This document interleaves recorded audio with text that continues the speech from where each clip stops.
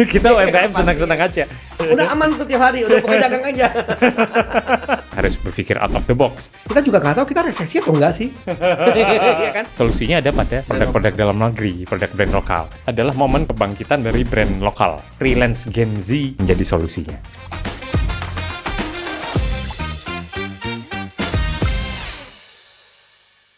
Kita kembali lagi ke Seribu Talk bersama Pak Hendy Setiono, CEO dari Baba Raffi Enterprise. Siap. Kita udah ngomong banyak tadi nih ya. Iya, nggak kerasa ya? Iya, tadi kita ngomong dari sejarah yang dilakukan nih beberapa bulan ke depan. Yes. Mungkin di segmen ini kita mau coba meramal. Oke. Ya, meramal kita 2025 seperti apa. Biasanya nih Pak Hendy, selama pengalaman di Baba Raffi, setelah Ramadan atau setelah Idul Fitri, itu biasa trennya gimana sih sampai akhir tahun? Oke. Jadi 2025 ya. Betul. Dan memang ya kalau kita bicara flashback dikit, tahun lalu itu kan bulan Ramadan tuh lagi hits war takjil. War takjil. Jadi rebutan gitu kan. Teman-teman yang muslim maupun non-muslim, sama-sama war takjil. Itu sebenarnya bagus buat UMKM. Kita UMKM senang-senang aja. Diserbu gitu kan, dagangan kita dibeli gitu kan. Nah, behavior inilah yang kalau bisa kita coba angkat kembali. Dalam arti bagaimana pemberdayaan UMKM ini dilibatkan dalam kaitannya momen pada saat Ramadan maupun after Ramadan. Apalagi menjelang ya nanti akhir tahun gitu ya. Karena tidak bisa dipungkiri. Holiday season festive ini pasti akan ada momentum kenaikan. Walaupun dibarengi dengan outlook 2025 yang katanya orang masih wait and see, masih menunda pembelian, masih tidak dulu mengembangkan yang investasi terlalu besar dan sebagainya. Karena kondisi market yang masih dinamis gitu kan. Sehingga dari situ kita sama-sama bagaimana menjaga pola dan posisi bisnis kita agar tetap bisa bertahan sampai di akhir periode 2025 dengan melakukan adjustment yang sifatnya kecil-kecil aja.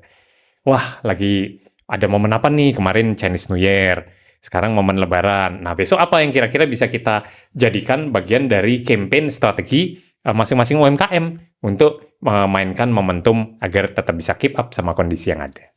Karena apa? Karena market lagi hold, tapi kita tetap harus kreatif.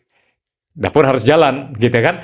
Tenaga kerja supaya mereka bisa tetap berjalan, ya salah satunya berkolaborasi dengan instrumen-instrumen yang ada untuk bisa memaksimalkan output hasil kreativitasnya. Gitu, I see. Tadi kita bicara tentang market ya Pak ya, bahwa sekarang lagi wait and see. Benar. Ini di POV, saya mungkin di POV pebisnis dan investor. Betul. Kalau dari POV-nya konsumen, apakah mereka akan tetap konsumtif atau akan hold juga Pak? Nah, jadi ada dua kayak. Kalau yang konsumen untuk kebutuhan dasar, bisnis F&B ini masih satu hal yang menjadi tidak terlalu terpengaruh.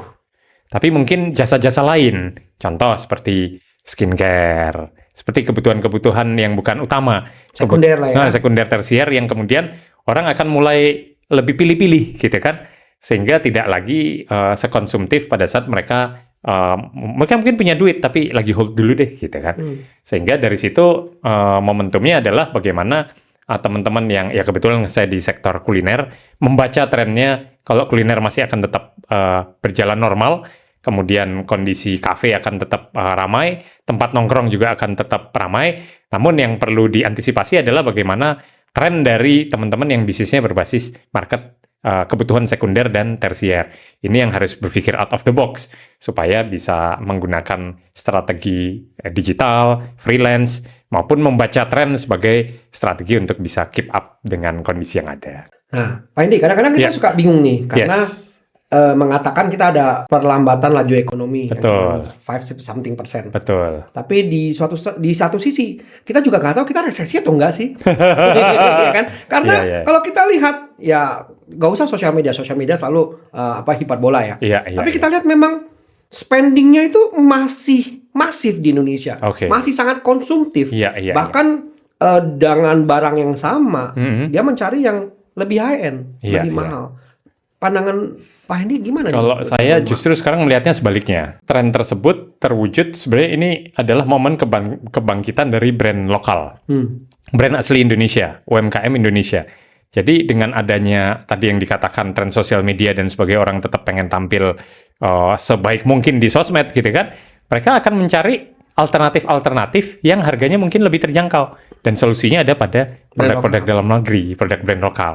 Jadi tidak lagi pada mindset brand sebagai, apalagi brand terkenal yang mahal sebagai orientasi utama, tapi brand lokal juga bisa keren loh.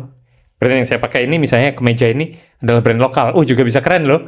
Nah inilah yang kemudian coba kita wujudkan sebagai bagian kita berkreasi.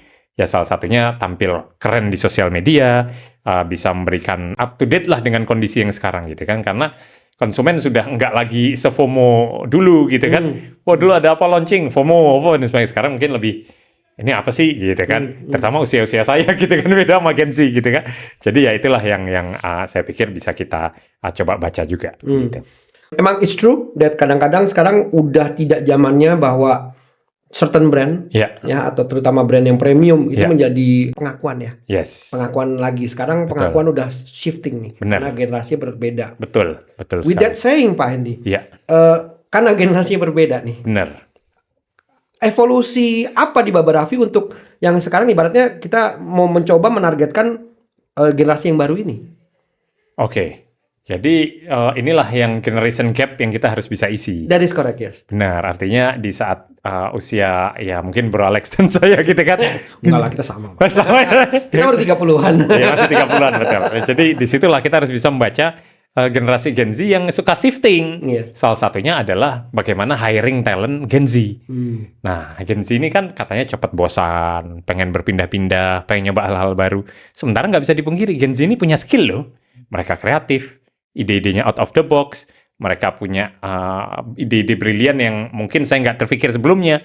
Tapi saya butuh ide-ide mereka gitu kan, sehingga kadang freelance Gen Z menjadi solusinya.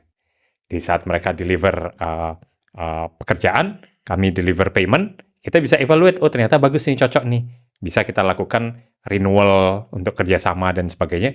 Dengan apa? Dengan menjembatani skill dari Gen Z tadi, ditambah kekhawatiran Gen Z ini moody, nggak loyal, berpindah-pindah kerja gitu kan. Sehingga muncullah solusi freelance sebagai bagian yang win-win buat semua pihak gitu. Saya mau buka Pandora Box nih. Pandora Box kita buka. Di Baba Raffi, hire Gen Z? Ada, banyak. Problemnya apa Pak ini udah dialamin? Pandora Box. Saya bersyukur ya, maksudnya di internal kami Gen Z-nya cukup lurus-lurus gitu. Jadi saya nggak mengalami seperti yang teman-teman di sosmed di luaran tentang Gen Z yang keluar masuk apa dan sebagainya. Bersyukur ya kami istilahnya memiliki teman-teman Gen Z yang kinerjanya bagus-bagus. Tapi di sisi lain kebutuhan akan industri skill set ini kan juga terus semakin tinggi. Artinya kalau sebelumnya standarnya biasa saja, B aja, karena permintaan lapangan kerjanya terbatas, sementara yang apply juga semakin banyak. Nah ini yang membuat skill setnya standarnya jadi lebih naik gitu kan. Yang tadinya standar ya anggaplah gaji UMR gitu kan, di kota Surabaya atau kota Jakarta skillnya cukup sekian. Sekarang enggak, dengan gaji UMR sudah punya ekspektasi, punya skill yang di atas rata-rata gitu. Nah ini yang akhirnya membuat istilahnya kompetisi hiringnya menjadi lebih ketat, lebih dinamis, lebih seru juga ya. Lebih seru, sehingga ya sebagai company ya tentu kita juga berharap mendapatkan talent-talent terbaik ya gitu. Jadi dari situ ya kita tetap hiring dengan kualitas terbaik, dan bersyukur Gen Z yang bekerja di kami di Baba Raffi Enterprise adalah Gen Z yang terbaik di bidangnya. Walaupun sekarang mereka juga sudah kewalahan Pak, sudah overload nih dan sebagainya, namanya Gen Z ya. Yaudah kita pakai freelance, kamu cari deh. Gitu. Nih kebetulan Gen Z-nya begini, bukan terbaik. Terbaiknya benar-benar gini, bukan terbaik. Hiringnya susah nggak Pak? Hiring talent ya gampang-gampang susah ya.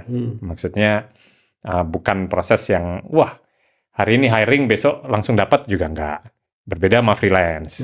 Freelance mungkin bisa mendapatkan jasa short term yang sesuai kebutuhan. Mau ada expo nih di luar negeri, perlu desain e-flyer. Ya itu bisa menggunakan jasa freelance. Tapi kalau hiring talent, karena komitmennya adalah jangka panjang, sampai nanti mereka bekerja, bisa dari intern dulu, magang, sampai kontrak, dan akhirnya jadi permanent staff, itu kan ada journey panjang yang dilalui. Nah ini yang kemudian HRD pasti akan benar-benar memilah talent terbaik. Jadi tidak sebentar prosesnya. Jadi kalau dikatakan mudah tidak, tapi bagaimana bisa mendapatkan outcome talent terbaik yang bisa di-hire. Gitu. Mudah enggak, gampang enggak, tapi setidaknya tidak menjadi masalah untuk mendapatkan talent yang diinginkan dan tepat ya Pak. Betul. Ya? Jadi masih di pasar kerja itu masih kondusif lah bisa benar, dibilang. Benar. Okay. Dan walaupun teman-teman yang punya skill tambahan, sebenarnya mereka bisa side hustle.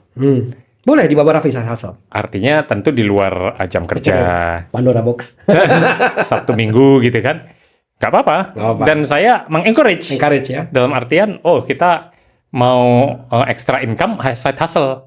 Kita punya skill set apa nih yang bisa diberikan gitu kan. Sehingga kita bisa memberi dampak yang lebih banyak. Dan banyak di antara teman-teman, terutama Gen Z ya, yang mereka juga berprofesi walaupun kerja tapi juga konten kreator.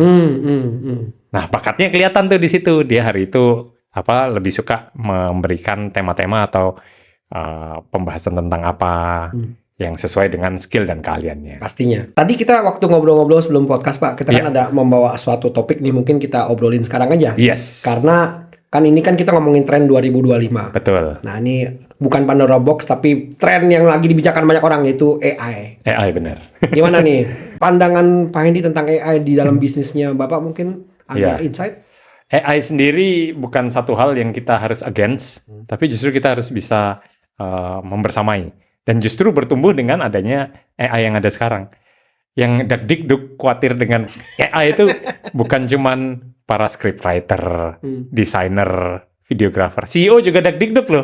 Karena CEO sudah bisa digantikan sama AI. Yang justru nggak bisa digantikan sama AI siapa? Para penjaga stand kebab, operator kebab yang bikin kebab belum bisa tuh diganti sama AI. Belum bisa ya. Kecuali nanti ada robotnya kan. Iya. Tapi saat ini belum ada solusi software khusus yang para blue collar worker ini akan tergantikan. Gitu kan. Sehingga justru kami yang setiap hari berpikir strategis, perlu critical thinking, strategic thinking, itu semua sudah bisa teratasi dengan AI yang ada hari ini. Apalagi kita bicara 6 bulan, 1 tahun, 5 tahun lagi, wah, tambah nggak kebayang. Iya, betul. Nah, jadi teman-teman nih, tadi udah dengar nih Pak Hendy bilang katanya. Jadi kalau teman-teman yang ada anxious karena mau keganggu oleh AI kerjaannya, tadi udah dikasih hint untuk pekerjaan yang stabil, yaitu buka dagang Baba Raffi aja. Belum ada robotnya. Belum ada AI-nya. Nggak bakal keganggu AI. Udah aman tuh tiap hari, udah pokoknya dagang aja. Oke, Pak Andi, terima kasih sebelumnya waktunya. Makasih sudah hadir ke sini, sudah mampir, sudah foto-foto, ya kan? Dan juga sangat appreciate. Siap, thank you so much waktunya 1000. Terima kasih banyak undangannya. Mungkin pertanyaan saya terakhir, Pak. Ini pertanyaan sedikit menjebak. 10 tahun yang lalu ketika Bapak pertama kali menggunakan 1000, jasa apa yang digunakan? Waduh, saya harus buka lagi nih. Apa yang dulu paling pertama ya? Paling pertama? Uniform seragam, desain uniform seragam. Betul nggak, Ibu Ratu? Betul. Ada hadiahnya nggak? Dapat boneka 1000. Oke, Pak Andi, terima kasih atas waktunya. Thank you. Teman-teman, terima kasih sudah menonton 1000 Talks ya. Semoga ini sangat berguna bagi kalian. Tadi juga ada pengalaman sharing-sharing dari Pak Hendy ya. Apapun yang Anda perlukan dalam pekerjaan sehari-hari Anda yang bisa dilakukan oleh freelancer, 1000-in aja.